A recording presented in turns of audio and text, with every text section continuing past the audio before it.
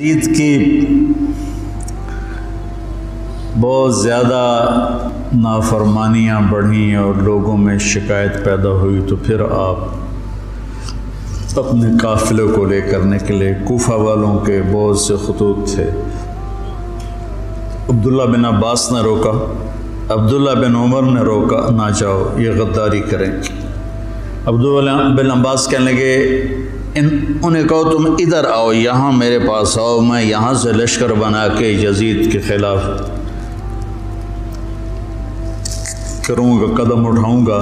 جب تک وہ یہاں نہیں آتے آپ نہ جانا، وہ ایک قدم پہ پھر جاتے ہیں۔ انہوں نے کہا میرے بھائی میں نے خواب دیکھا ہے، اس میں مجھے جانا ہی ہے، اور شہادت ان کو پکار رہی تھی۔ تو نعمان بن بشیر تھے کوفہ کے گورنر۔ جب یزید کو پتہ چلا کہ امام حسین نکل پڑے ہیں تو اس نے ان کو ہٹا کر عبید اللہ بن زیاد کو گورنر بنا دیا۔ زیاد حضرت علی کا پرجوش ساتھی تھا، اور جنگ صفین میں، جنگ جمل میں حضرت علی کی جانب سے اس نے بہادری کے جوہر دکھائے۔ تو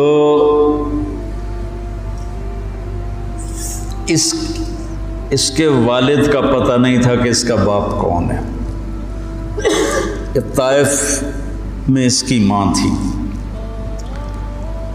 تو اس زمانے میں جو ایسے تعلقات ہوتے تھے تو اس سے یہ پیدا ہوا تھا، اور نکاح متع جس کو کہتے ہیں، جو شیعہ آج بھی حلال کہتے ہیں۔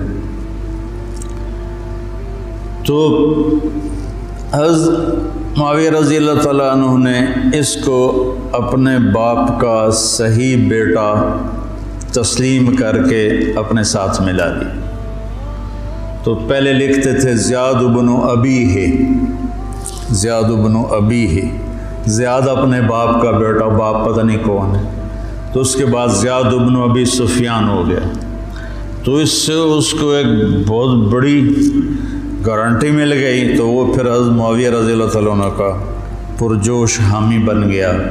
پھر وہ بہت ظالم بنا زیاد۔ اللہ بیٹا خاتمہ اچھا کرے، آدمی کا کچھ پتہ نہیں۔ اس دور کے علی کی صحبت کے لوگ اور ایسے پھر گئے کہ اس کو پھر کوفے بصرے کی ملی گورنری، اس نے ظلم کے پہاڑ توڑے۔ اس نے ایک دفعہ اعلان کیا کہ رات کو کوئی شہر سے باہر نہیں ہوگا، جو ہوگا قتل کیا جائے گا۔ فتنے کا دور تھا۔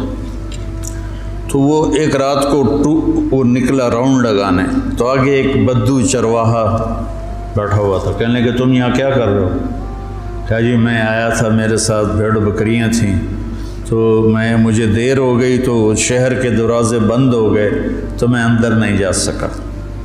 تو انہوں نے تلوار نکالی، کہا تیرے لیے جنت نہ کوفہ سے بہتر ہے، اور گردن اڑا دی، اور کہنے لگا زیاد اپنی بات کا پکا ہے۔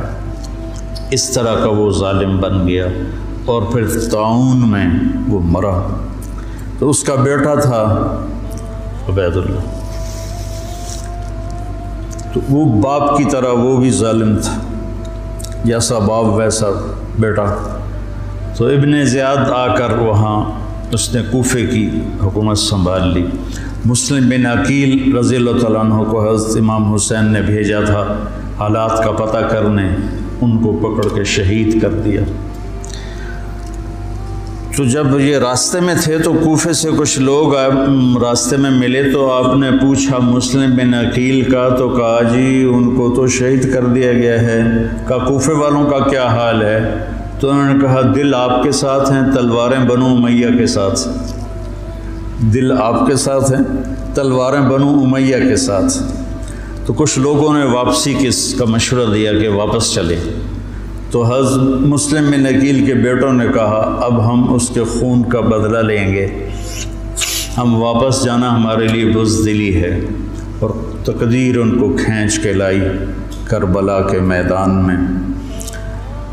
تو ابن زیاد نے حسین بن نمیر کو ایک دستہ دے کر بھیجا کہ ان کو پانی سے دور کہیں روکو، پانی کے قریب نہ ہوں۔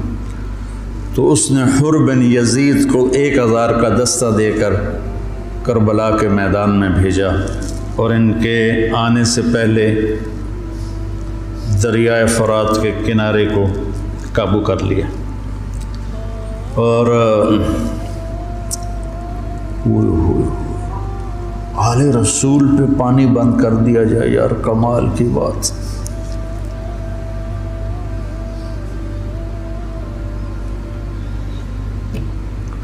تو پھر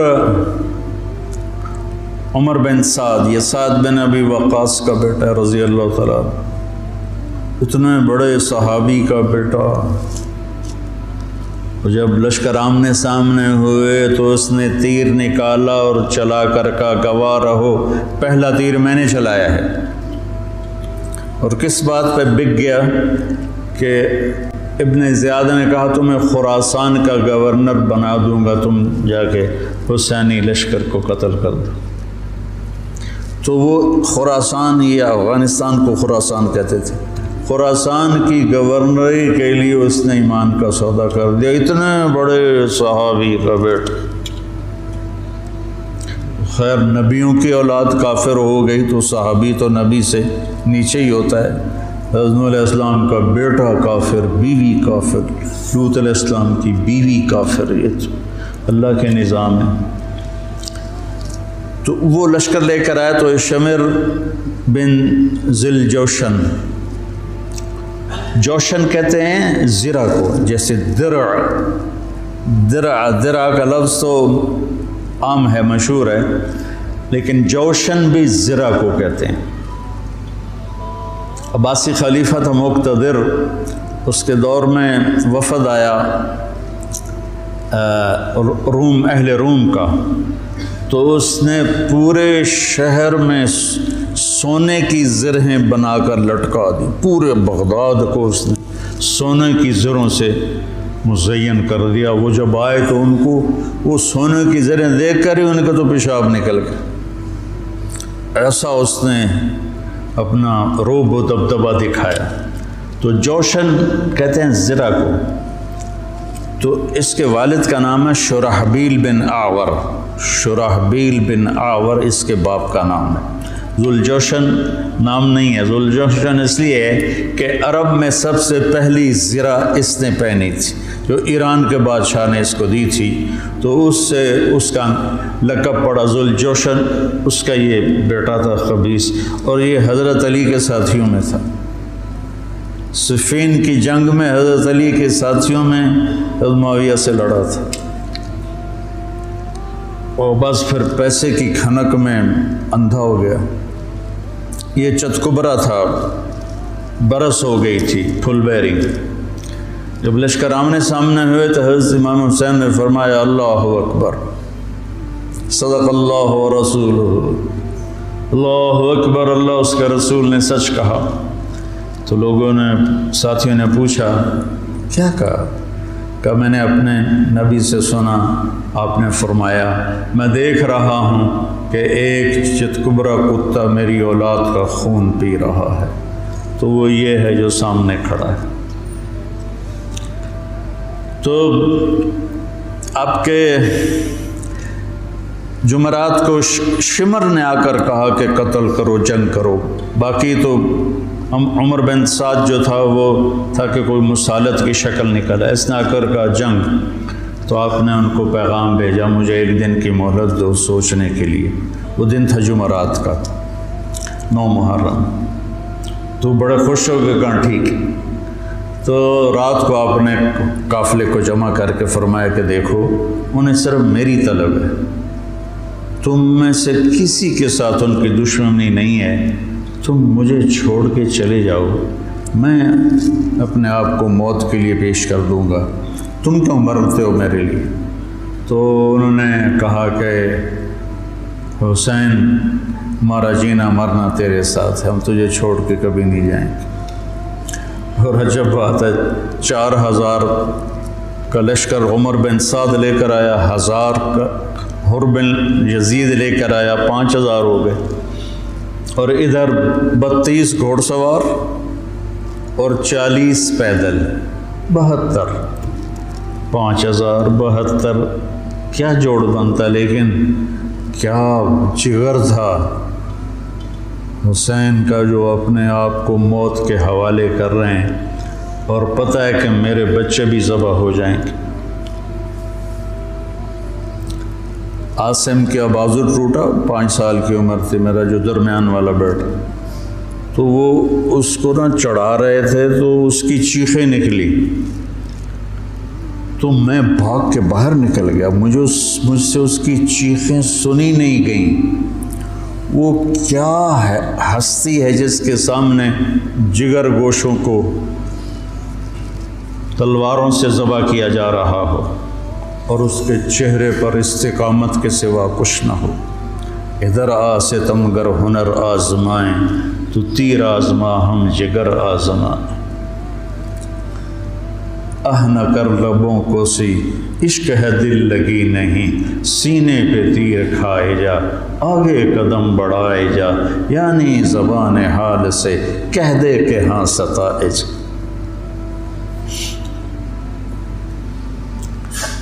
تو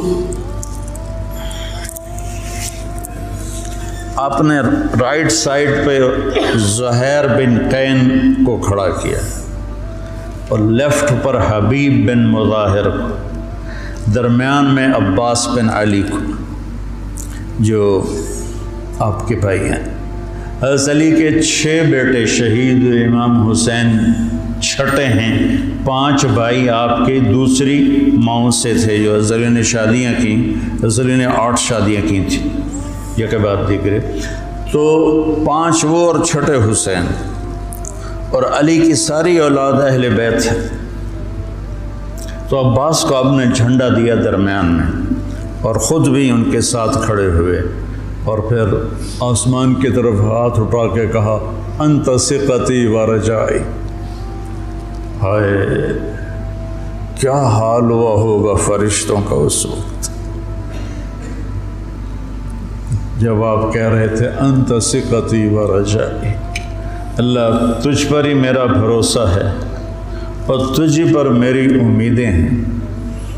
اور اللہ امتحان کے لیے ڈال چکا تھا، چھری چلی اسماعیل کی گردن پر، اللہ نے ہٹا دی، چھری چلنے لگی حضرت عبداللہ کی گردن پر، میرے نبی کا والد، اللہ نے ہٹا دی۔ جب حسین کی باری آئی تو چلا تھا۔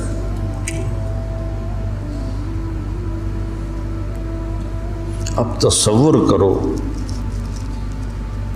کہ اوپر سورج، پانی بند تھا، خبیثوں نے پانی بند کر دیا، بچوں کے رونے کی آوازیں آ رہی ہیں پیاس کی وجہ سے، اور ان کے دل نرم نہیں ہو رہے۔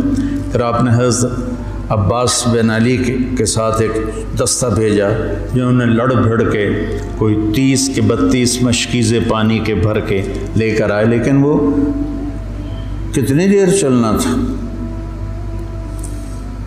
پیاس سے زبانیں بچوں کی بھی نکلی ہوئی ہیں، اور حسینی لشکر پیاسا لڑ رہا ہے، اوپر دھوپ کی سورج کی آگ ہے، نیچے ریت کی آگ ہے، ادھر تلواروں کی جھنکار ہے اور تیروں کی سنسناہٹ ہے اور نیزوں کی کھڑکھڑاہٹ ہے، اور ایک مسکراتا چہرہ ہے جو کہہ رہا ہے الموت احلی عندنا من العسل، پاگلو موت تو مجھے شہد سے زیادہ محبوب، تم موت سے ڈراتے ہو۔ تو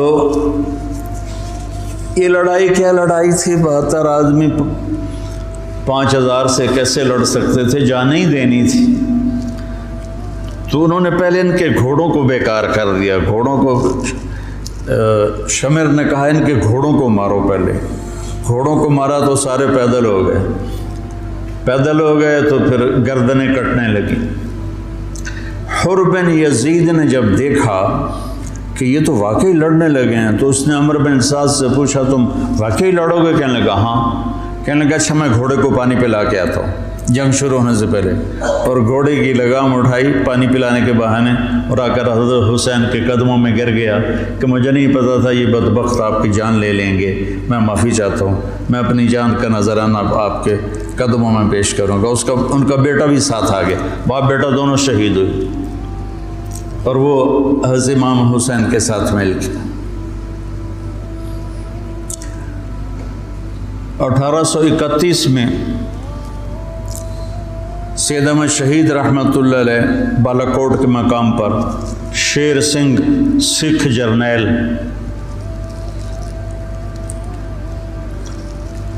لاہور سے فوج لے کر آئے تھے. یہ چند ہزار تھے. جب آمنے سامنے لشکر ہوئے تو ایک سکھ وہاں سے دوڑا، یا اللہ خاتمہ ایمان پہ ہو.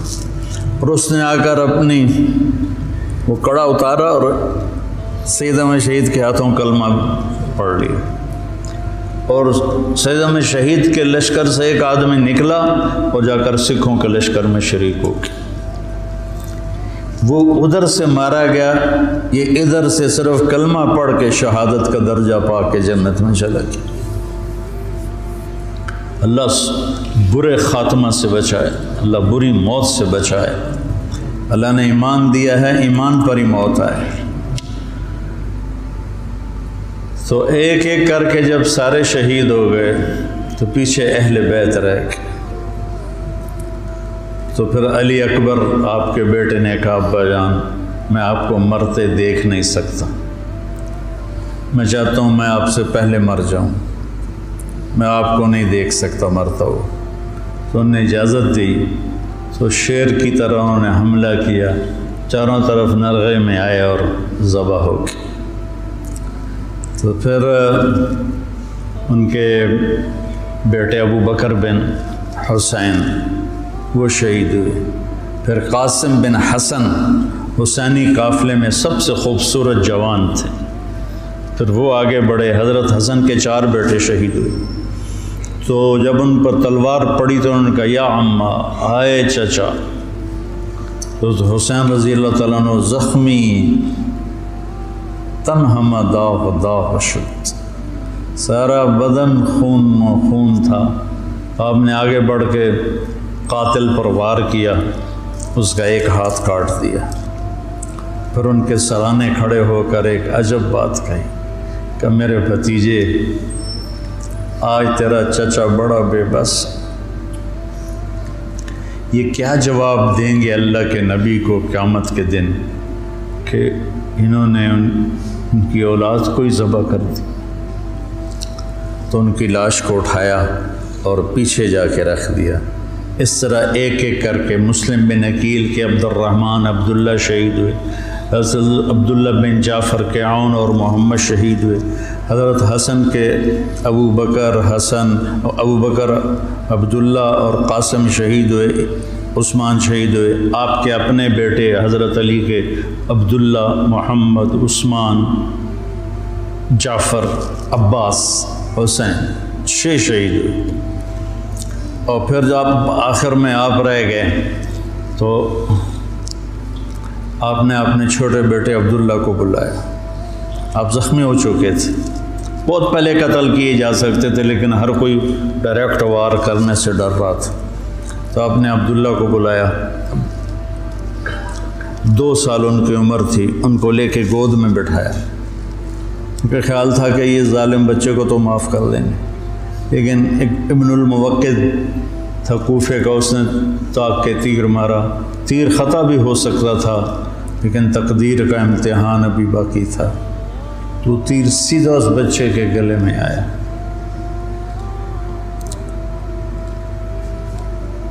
ہم یہ تاریخ بھلا دیں.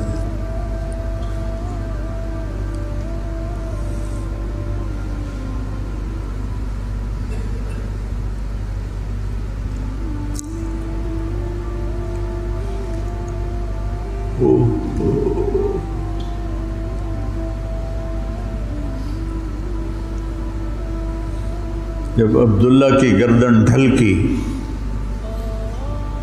اس وقت حضرت حسین اپنے بیٹے کا خون جو ابل رہا تھا وہ ایسے ہاتھوں میں لے لی اور یوں آسمان کی طرف اٹھا۔ کیا حال ہوا ہوگا اس وقت زمین آسمان کی مخلوق، آسمان کے فرشتوں کا۔ اے اللہ،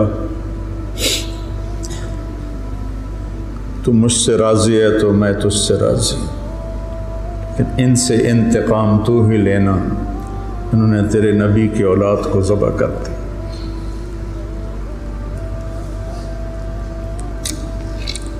بیٹا میں مرغا ذبح ہوتا ہوا نہیں دیکھ سکتا، وہ جانوروں کی قربانی پہ جانور کے اوپر کھڑا ہونا ہوتا ہے۔ میں ایک دو قربانیاں دیکھیں، پھر مجھے ہمت نہیں ہوئی، میں پیچھے جا کے بیٹھ گیا۔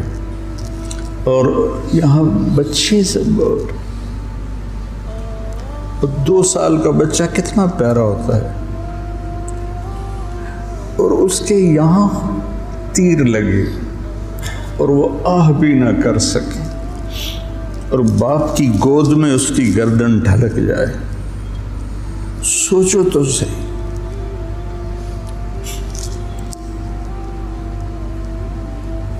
میں اہل بیت کا مراسی، میں 2001 سے روزہ اقدس پہ جاتا تھا اور آپ کا پورا نسب نامہ پڑھ کے آپ کو سلام پیش کرتا تھا۔ یہ ہمارے مراسی آتے ہیں تو میرے باپ دادے پردادے کے نام لے کر کہتے ہیں، جھوٹے سچے ان کی تعریفیں کرتے ہیں۔ تو میں کہتا یا رسول اللہ، ہمارے مراسی ہماری جھوٹی تعریفیں کرتے ہیں، پر آپ تو سچے، ہماری تعریف سے بھی اوپر، مجھے اپنا مراسی بنا رہے، میں آپ کا مراسی بننا چاہتا ہوں۔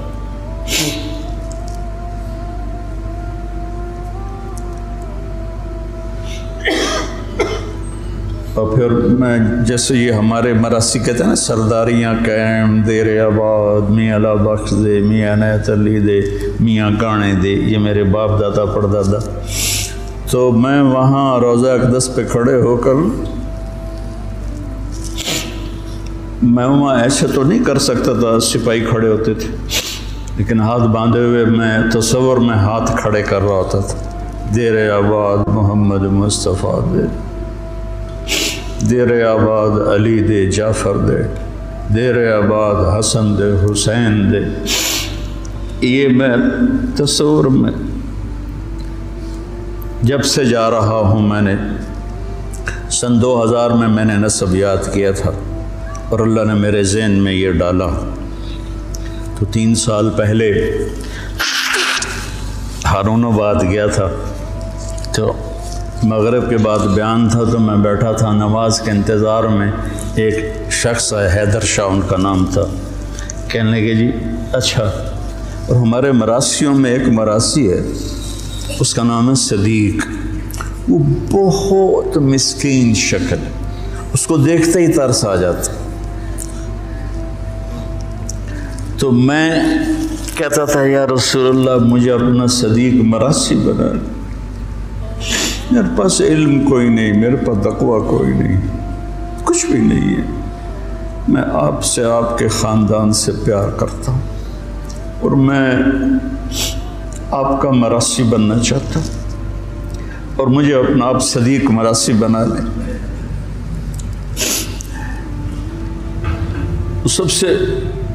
سب سے معصوم اور مسکین شکل کا ہے، بوڑھا ہے۔ تو وہ حیدر شاہ میرے پاس، اب یہ تو میری اور میرے اللہ کی بات تھی، تو وہ حیدر شاہ تھے، کہنے لگے جی میں نے چند دن پہلے خواب دیکھا ہے کہ ایک بڑا مجمع ہے۔ میں نے پوچھا یہ مجمع کیسا ہے؟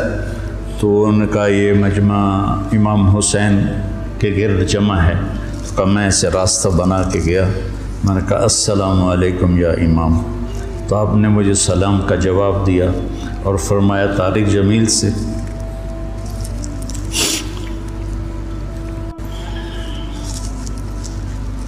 طارق جمیل کو ہمارا پیغام دو کہ ہم نے اسے اپنا صدیق مراسی بنا لیا۔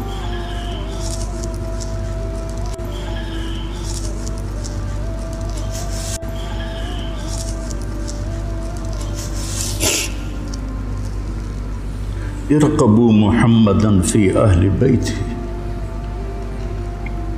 یہ اہل بیت کی ضد میں شروع ہو گئی۔ تو وہ صدیق جو تھا نا، کوئی 6 مہینے سے کہہ رہا تھا فریج لائے دے، فریج لائے دے۔ میں کہتا تھا بل بھی پھر میں ہی بھرنا ہوتا تو بھرنا نہیں، تو میں اس کو لے کے نہیں دے رہا تھا۔ جب اس نے مجھے کہا کہ یہ پیغام ہے تو میں نے آتے ہی کہا صدیق مراسی کو فریج لے کر دو۔ مولید شام سے کہا کہ اس کو فریج اٹھوا کے دو۔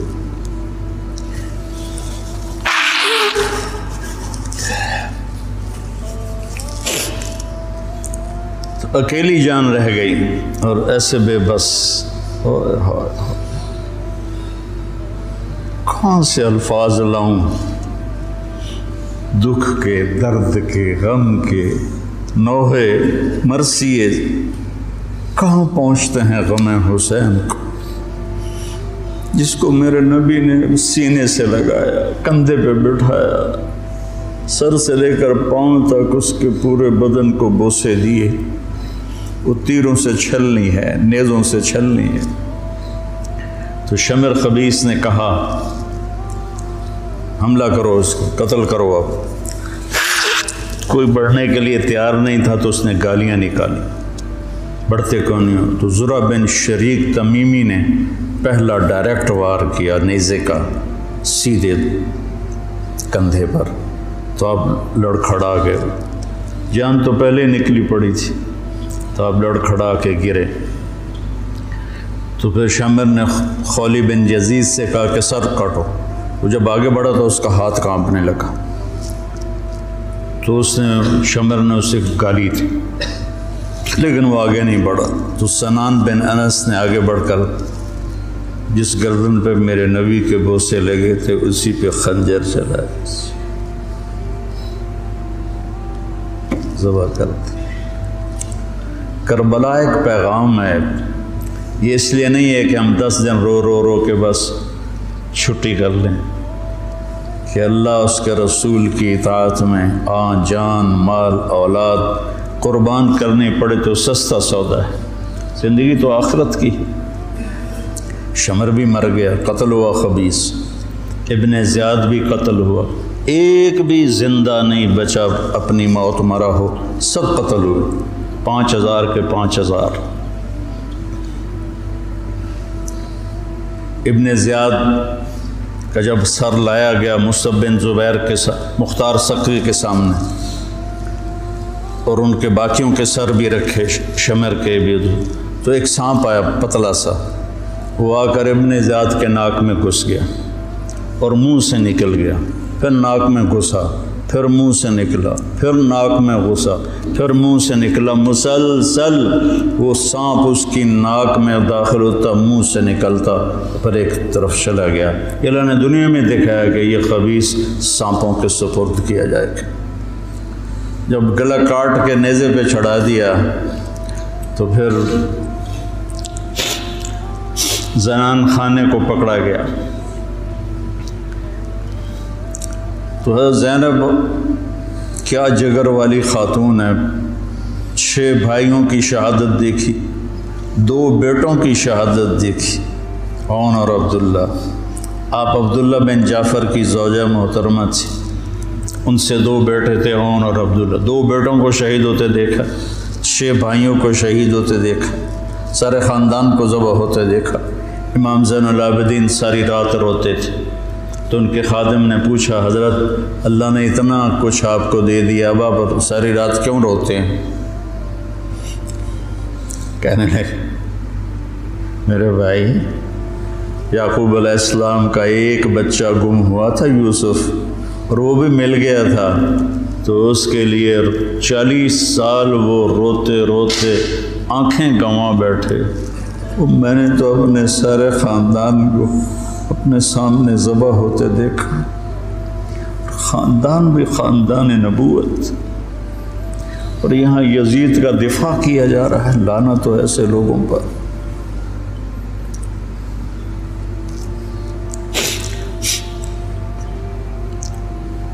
اہل بیت کی شان کو گھٹایا جا رہا ہے۔ کتنے علماء نے مجھ پر الزام لگایا کہ یہ تو شیعہ کی تائید کر رہا ہے، اہل بیت کو بیان کر دو، لعنت تو تمہاری عقلوں پر۔ امام شافعی کا قول یاد نہیں ہے؟ ان کان الرفض حب آل محمد فلیشہد الثقلان انی رافض، دیوان شافعی میں پڑھو۔ میں نے تو بہت پہلے کبھی کچھ یاد کیا تھا، اب تو بھول آ گیا کہ اگر اہل بیت کی محبت کا نام شیعہ ہونا ہے تو جنات اور انسان سن لو، میں بھی شیعہ ہوں۔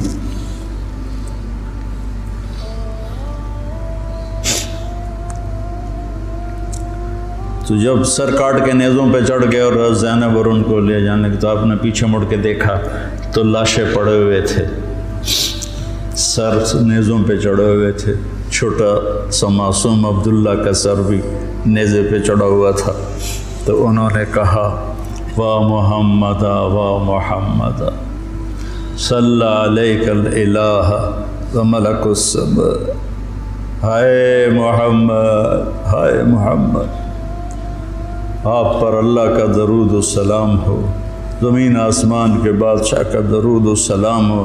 ھذا حسین بالعراء مزمل الجب مقطع الاضحى،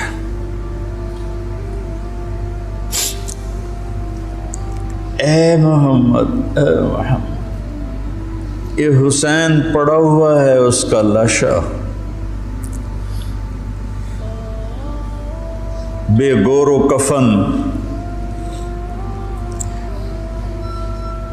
میں ایک اور ترجمہ کیا کرتا ہوں کہ یا رسول اللہ، آج حسین کی بارات ہے، مزمل الدماء، اپنے خون کا سرخ جوڑا پہنا ہوا ہے، مقطع الاعضاء، اپنی بوٹیوں کا ہار گلے میں سجایا ہوا، بناتوں کا سبایا، آپ کی بیٹیاں قید ہو گئیں، وذریتوں کا مقتلہ، آپ کی نسل ذبح کر دی گئی، تصفی علیہ الرعاہ، کوفیوں نے کفن نہیں دینے دیا تھا، تو کہنے لگی انہیں کفن نہیں دیا گیا تو ہوا کو غیرت آئی، ہائے، اس نے خاک کو اڑایا اور خاک کا کفن پہنا دیا۔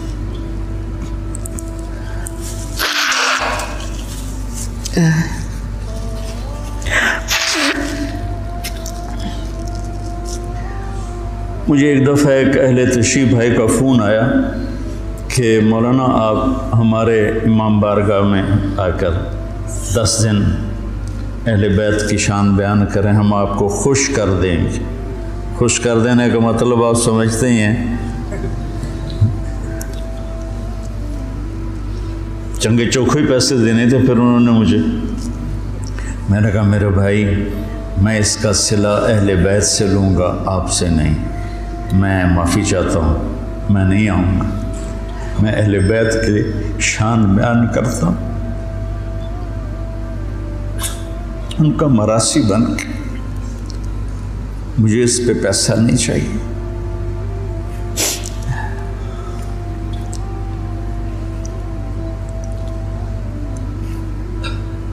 فرزدق نے زین العابدین رضی اللہ عنہ کی شان میں قصیدہ لکھا، تو اس پر ہشام نے اس کو قید کر دیا عثمان میں، تو انہوں نے قید میں اس کو 10,000 درہم بھیجے۔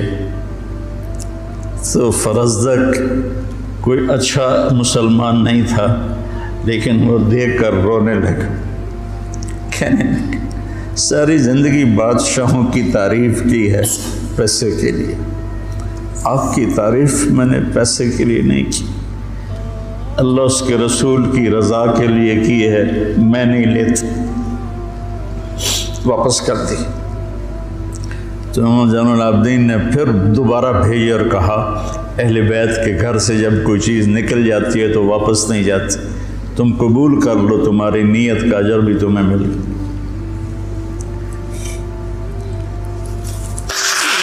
کوفے کے بازاروں میں سر پھرائے گئے اور ابن زیاد کے سامنے امام علی کا سر کٹا ہوا، اس نے ہاتھ میں چھڑی تھی، ہونٹوں پہ ماری، 1 دفعہ 2 دفعہ 3 دفعہ، تو زید بن ارقم تڑپ کے کھڑے ہو گئے، کہنے لگے اللہ کے واسطے یہ چھڑی یہاں سے ہٹا لیں، میں نے اپنے نبی کو دیکھا ہے ان ہونٹوں کو چومتے ہوئے، یہاں چھڑی نہ مار، کہ تو بوڑھا سٹھی آ گیا ہے ورنہ میں تجھے بھی ساتھ ہی قتل کر دیتا۔ پھر وہ سر شام بھیجا جا رہا ہے اور یزید کے سامنے رکھا جا رہا ہے، پھر وہ چھڑی مار رہا ہے۔ ابو برزہ اسلمی کھڑے ہو کر کہتے ہیں چھڑی نہ مارو ان ہونٹوں کو، میں نے نبی کے ہونٹوں کے ساتھ لگتے ہوئے دیکھا۔ یہ تو حال کیا ہے اہل بیت کے ساتھ۔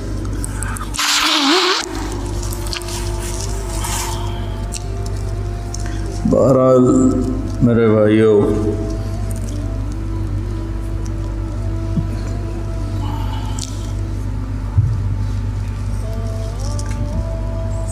اہل بیت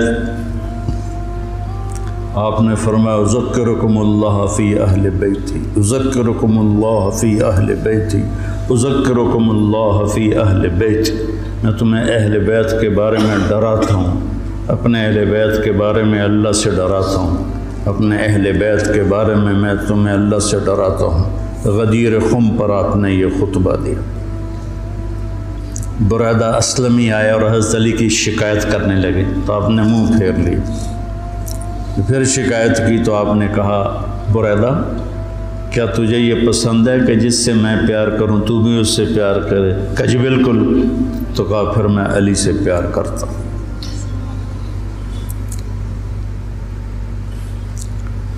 میرے عزیزو، میرے بھائیو، کربلا ایک سبق ہے۔ کربلا صرف 10 دن رونے دھونے کے لیے نہیں ہے، ایک سبق ہے کہ اپنی زندگی کو اللہ رسول کے سامنے جھکا دو۔ گردنیں کٹنے کے لیے اللہ ہم سے نہیں مطالبہ کر رہا، وہ انہیں ہستیوں کے لیے تھا۔ ہمارے ذمہ ہے کہ ہم اللہ اس کے رسول کے سامنے سر جھکائیں، مسلم بن کے چلیں، مومن بن کے چلیں۔ اللہ کے واسطے میرے بچوں، اگر میرے شاگرد ہو تو یہ دیوبندی اور یہ بریلوی، یہ جھگڑے نکال دو، اپنے آپ کو مسلمان کرو، مسلمان۔ میں ایک دفعہ ایک جگہ بیٹھا تھا تو ایک بزرگ بیٹھے تھے، کہنے لگے جی آپ دیوبندی ہیں کہ بریلوی؟ تو میں نے کہا جی میں مسلمان ہوں۔ وہ مجھے ایسے دیکھنے لگا، وہ کہنے لگا میری 60 برس 70 برس عمر ہے، میں نے آج تک کسی کو یہ کہتے ہوئے نہیں سنا، تو میں تمہیں مسلمان دیکھنا چاہتا ہوں، میں تمہیں دیوبندیت سے نکالنا چاہتا ہوں۔ مسلم بنو، مسلمان بنو۔ ہم امام ابو حنیفہ کے فتوے پر چلتے ہیں، ان کے فتاوی کی جو تشریح اہل دیوبند نے کی ہے ہم اس کو زیادہ صحیح سمجھتے ہیں، باقیوں کو عزت دیتے ہیں، احترام کرتے ہیں، ہمارے سینے کھلے ہوئے ہیں سب کے لیے، ہم ہی حق پر ہیں اور ہم ہی جنتی ہیں، یہ عجب تمہارے اندر سے نکالنا چاہتا ہوں۔ کریم بادشاہ ہے جس کو چاہے معاف کر دے، ہم ٹھیکیدار ہیں۔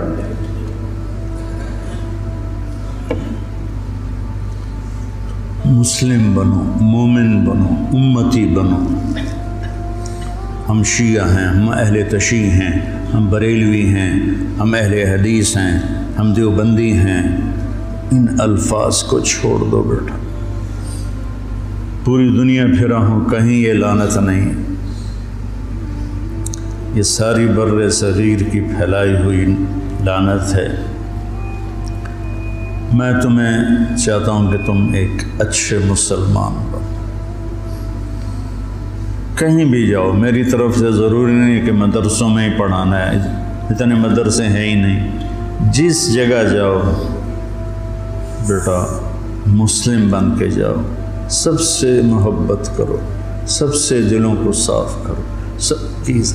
تمہیں پتہ ہے میں یہ طوائفوں کے بازار میں جاتا رہا، ان کے گھروں میں بیٹھتا رہا، ان کو پاس بٹھا کے ان کو دعوت دیتا رہا، میرے لیے میں انہیں بیٹی کہتا تھا، وہ رو پڑتی تھی کہ سانتا جی کس سے آج تائیں بیٹی نہیں آکھیا، تسی سانو بیٹی آکھیا۔ جب مجھے سٹنٹ پڑا اور میں گھر آیا تو ساری طوائفیں مجھے پوچھنے میرے ڈیرے پر آئیں، باری باری، ساری، بوڑھی جوان سب، کہ ہمیں بیٹی آج تک کبھی کسی نے نہیں کہا۔ ایک سے میں نے کہا اپنی بچی کی شادی کر دیں، کہنے لگی آپ کو رشتہ تلاش کر کے دیں۔ میں نے کہا تو خود تلاش کر، کہ مولانا صاحب طوائف دے کوٹھے تے رشتہ لین کون ہوندا؟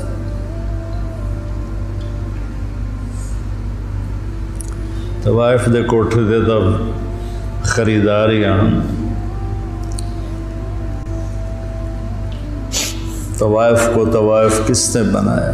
وہ اسی طرح میاں صاحب ہے اور اس کے ماتھے پہ طوائف کا ٹیکہ لگ گیا۔ تو میں نے تو ان کے پاس جانے میں بھی کبھی یار محسوس نہیں کی۔ تو اپنے ذہن کو کشادہ رکھو، ٹھیک ہے؟ مسلم بنو، مسلم، اس پر اپنے آپ کو قائم رکھو۔ اللہم لک الحمد کما انت اہلہ فصلی علی محمد کما انت اہلہ وافعل بنا ما انت اہلہ انک اہل التقوی و اہل المغفرہ۔ میرے رب، ہم تیرے محبوب کی اولاد کے غم میں جمع ہوئے تھے، میرے مولا ان کے تڑپتے لاشیں، ان کے کٹے ہوئے سر، ان کے بے گور و کفن جسم، وہ پوری امت کو پیغام دے رہے ہیں کہ ہم تیرے بن کے چلیں۔ یا اللہ ہم نے سب کچھ بھلا دی، یا اللہ ہمیں معاف فرما دے، نفس و شیطان کے غلام بن گئے، یا اللہ تو ہمیں معاف فرما دے۔ یا اللہ جنہیں تو نے جنت کا سردار بنایا، جنہیں تو نے خوشخبریاں سنائی میرے نبی کہ علی تیرا گھر میرے گھر کے سامنے ہوگا، تو پھر جب علی کا گھر سامنے ہوگا تو حسن حسین فاطمہ بھی وہیں ہوں گے۔ اتنے عالی مقام لوگ تیرے نام پہ کٹ گئے میرے مولا، لٹ گئے میرے مولا، لٹ گئے میرے مولا، ٹکڑے ٹکڑے ہو گئے میرے مولا۔ یا اللہ ہمیں اپنے مسلمان ہونے پر ہی شرمندگی محسوس ہوتی ہے، کہاں مسلمان ہونا اور کہاں ہماری غفلتیں ہیں، کہاں ہماری نافرمانیاں، ہماری غیبتیں، ہماری نفرتیں۔ یا اللہ مہربانی کر، مدت ہو گئی امت کو ذبح ہوتے۔ یا اللہ، یا اللہ زوال کا دور تو آتا رہا ہے، لیکن اتنا لمبا زوال کبھی نہیں ہے۔ 300 سال ہو گئے یا اللہ، تیرے حبیب کی امت گمراہ بھی ہو اور کٹ کٹ کے بھی برباد ہو گئے میرے مولا۔ آج زمین خون سے سیراب ہے تو تیرے حبیب کی امت کا خون ہے، گھروں سے دھواں اٹھ رہا ہے تو تیرے حبیب کی امت کے گھر جلائے جا رہے ہیں، بچوں کی چیخیں آہو بکا ہے تو تیرے حبیب کی امت میں سے میرے مولا چور کے ہاتھ کٹنے پر تیرے نبی کے آنسو بہ نکلے تھے۔ یا اللہ آج پوری دھرتی پر تیرے حبیب کی امت ذبح ہو رہی، آ جانا میرے مولا، آ جانا، آ جا میرے رب، آ جا میرے مولا، میرے مالک، تیرے آنے سے ہی ہم نکلیں گے ان اندھیروں سے، ان غفلتوں سے، ان ظلمتوں سے، ان ذلتوں سے۔ آج تیرے محبوب کی امت کے نوجوان دہریے ہو رہے ہیں میرے مولا، ہماری یونیورسٹیاں، ہمارے اسکول کالج ذبح خانے بن چکے ہیں میرے مولا، ہماری عزتیں تار تار ہیں، ہمارے دامن آلودہ ہیں میرے مالک۔ ہدایت تیرے ہی ہاتھ میں ہے، یہ مدرسے، یہ خانقاہیں، یہ تبلیغ، یہ تو سب کھلونے ہیں میرے مولا۔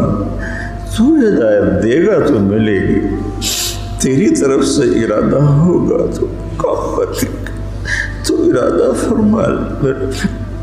اب تجھے آج حسین کے خون کا واسطہ دیتے، ان کی مظلومیت کا واسطہ دیتے، ان کی تڑپتی لاش کا ہم تجھے واسطہ دیتے، ان کے کٹے ہوئے سر کا تجھے، وہ معصوم گلاب جیسا چہرہ عبداللہ 2 سال کا، اللہ اس کے لیے اس کے معصوم کٹے ہوئے سر کا واسطہ دیتے، حضرت زینب کی آہو بکا کا واسطہ، کیسے انہوں نے میرے مولا تڑپ تڑپ کے تجھے پکارا۔ یا اللہ ہماری جھولی تو خالی، ہمارے پاس تجھے دینے کے لیے کچھ ہے نہیں، ریاکاریاں ہیں، دکھاوے ہیں، پتہ نہیں ہم کس کے لیے کر رہے ہیں۔ میرے مالک، میرے آقا، میرے مولا، تو ہدایت کا فیصلہ فرما، ہمارے دیس کی حفاظت فرما، یہ سازشوں میں گھرا ہوا ہے، اس کی حفاظت فرما، ہمارے مدارس کی حفاظت فرما، ہمارے خانقاہوں کی حفاظت فرما، ہمارے تبلیغ کے کام کی حفاظت فرما۔ یہ چھوٹا سا میرا سرمایہ ہے، معصوم نوجوان بچے جو تیرے لیے گھر چھوڑ کے بیٹھے، یا اللہ یہی میرا سر، یا اللہ ان نوجوانوں کی تو خیر میرے مولا جو تیرا دین سیکھنے کے لیے گھر چھوڑ کے آئے بیٹھے، یا اللہ یہ میری زراعت ہے، یہ میری کھیتی ہے، یہ میری تجارت، یہ میری تجارت، یا اللہ میرے مالک، مجھے کوئی دعویٰ نہیں اخلاص کا، کچھ پتہ نہیں ہے میرے مولا کہ یہ سب کچھ تیرے لیے ہے یا اپنے نفس کے لیے ہے یا اپنی شہرت اور دکھاوے کے لیے ہے، لیکن ہم اپنی زبان سے کہہ رہے ہیں کہ ہم تیرے لیے کر رہے ہیں، تو ہمیں ہمارے اس کاوش کو قبول فرما لے، ہمیں اہل بیت کا محبت کرنے والا بنا دے، ہمارے نام ان سے محبت کرنے والوں کے رجسٹر میں لکھوا دے، ان کے مراثی کے رجسٹر میں لکھوا دے، ہمارے دل ان کی محبت سے بھر دے، اپنے حبیب کی محبت سے بھر دے، صحابہ کی محبت سے بھر دے۔ یا اللہ ان سارے بچوں کو ہدایت کا ذریعہ بنا، ان کو اہل علم بنا، اہل تقوی بنا، یا اللہ ان کی زبان میں تاثیر پیدا فرما، یہ تیرے بندوں کو تجھ سے ملانے والے بنے، ان میں ہمیں اخلاص نصیب فرما۔ یا اللہ یہ ہمارا چھوٹا سا شہر ہے، آس پاس گاؤں ہیں، ان سب کو بہت ہی بھلائیاں نصیب فرما، شر اور فساد کو دور فرما، اور ہمیں امت بن کے چلنے کی توفیق نصیب فرما۔ وصلی اللہ تعالی علی النبی الکریم، آمین برحمتک۔